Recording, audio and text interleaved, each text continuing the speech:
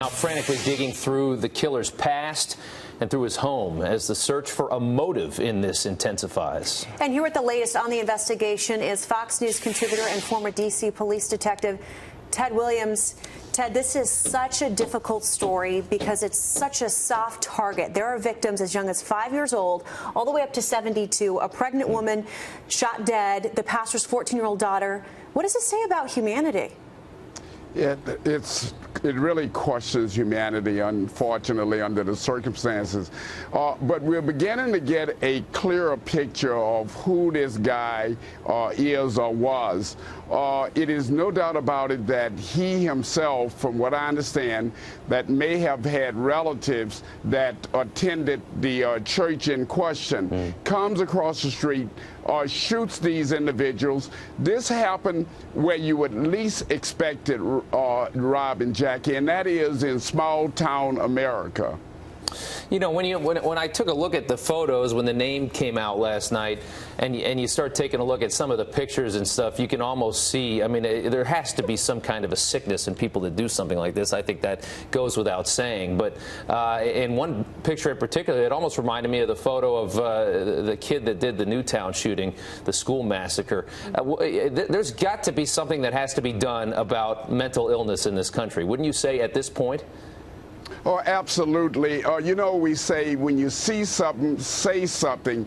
And when you're in small-town America, you see someone like this guy, who I understand was considered an atheist and doing online atheist reviews, and you hear about the fact that he may have very well been firing a gun, or you take that combination and you would believe that someone in small-town America would take that to law enforcement so they could check that kind of an individual out.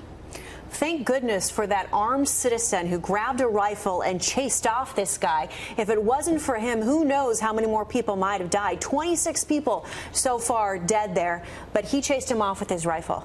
Absolutely, Jackie, and I'm glad that you mentioned that hero. It is my understanding that this, and it's certainly unconfirmed, but that this is the same individual who shot this guy, Kelly. Kelly then gets in his vehicle. The person who shot him got in his vehicle along with another person. They chased this guy down. The guy, Kelly, veered off the highway and at the time and crashed. And at that time, they came up to the vehicle and they found him to be dead. So this guy, from all indication, was a hero.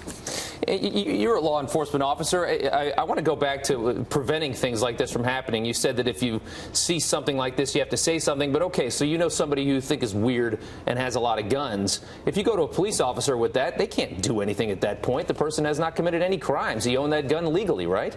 Well, yes, I'm a lawyer also, and I can tell you you're right about what you're saying, but I don't know if you can say that someone who is mentally ill or under mental distress legally and lawfully own the gun. But I think that what would happen is that law enforcement then can go out and do an investigation, and that person then, in fact, could be on the radar screen. And this guy, Kelly, was not on the radar screen. He didn't have a criminal record. The only thing he had was a dishonorable discharge in 2014 from the Air Force. Yeah, well, it's just the frustration of this happening over and over again with no real solution in sight is, I think, what's just so tough to get through. Thank you, sir, so much for your time. I appreciate it. My pleasure.